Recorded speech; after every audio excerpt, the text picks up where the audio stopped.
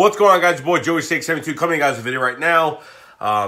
Yeah, I look like shit right now. My shirt looks kind of moist and wet at the top because I've been putting that Vicks Vapor Rub on my damn chest so I could fucking breathe. And yeah, I'm not going to work today because I feel like fucking garbage.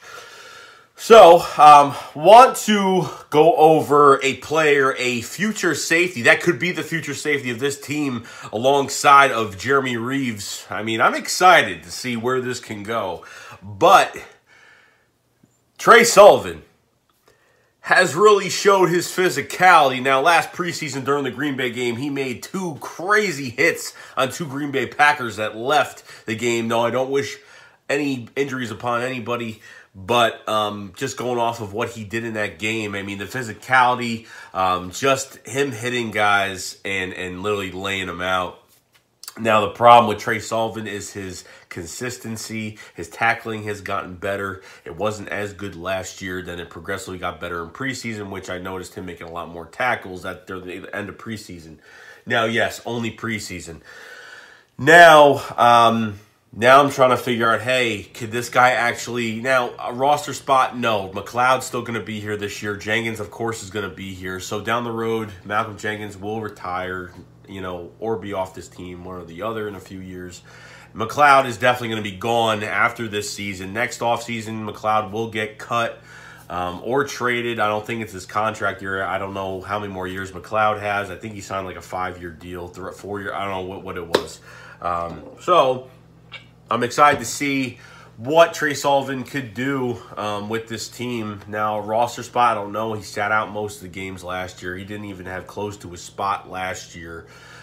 So I'm kind of going in a circle about this because I don't know what he's going to bring to the table this year. I don't know. This is year, 2 for him. So now I don't know, where this is going to go. So Trey Sullivan, not the biggest guy in the world, but he plays big and he makes an impact. And you saw during that Green Bay preseason game last year how much of an impact he made.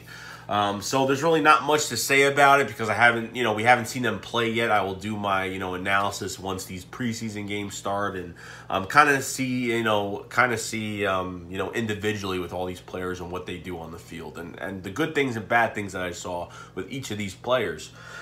So I'm excited to see what Trey Sullivan brings to the table. He's got more. He's going to get a little bit more recognition now. Hopefully he can get a little bit more recognition. Can at least get on the field, show what he's got, and show some things.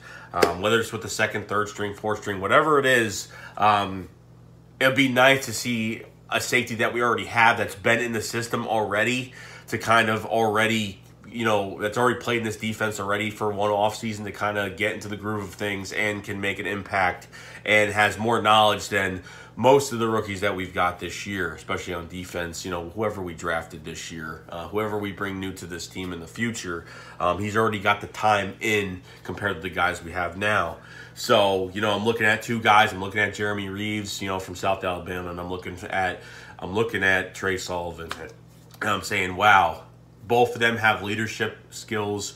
I think Jeremy Reaves has more of that Malcolm Jenkins mentality. He's more of the voice of the defense. He's more of that leader. Trey Sullivan is just like this, the successor. He's more of the apprentice. He's more of the guy that stand next to him and kind of making the plays and doing his thing, So that's what I'm kind of thinking of what the future can be, but anything could happen because honestly, with the compensatory picks we have next year, we're going to have hopefully 11 picks next year. That's why I'm kind of, with 2 second rounds, I'm kind of going towards the probably 11 picks next year. So I'm thinking, if it doesn't work out this year, I don't know, because Trey Sullivan's probably not going to hit the field this year unless, something happens, knock on wood. But the other flip of the coin is that they could draft just another safety next year, and all the safeties could be in competition to play next to Jenkins next year. And then after that, and the year after that, when Jenkins decides to retire in 2 to 3 years or whatnot, when his contract's up, They can plug in another guy that's already been here or knows that they could start and be that caliber material. But, you know, it's crazy because Malcolm Jenkins has just been, you can move him all over the field. You can move him everywhere. And that's where it's been. He came to the league as a special teamer. Plus, he played corner, and then they turned him from corner to safety when he was on the Saints.